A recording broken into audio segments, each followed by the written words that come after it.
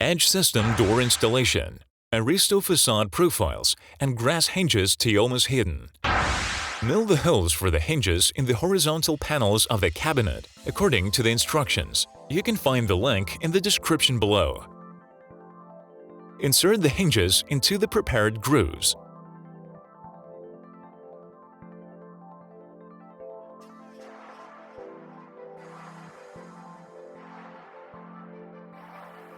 Attach the door to the cabinet with the 2 screws that are included in the set of hinges.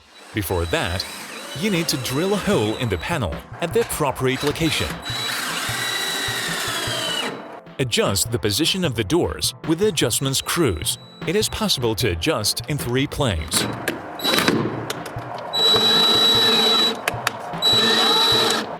Check the functioning of the door.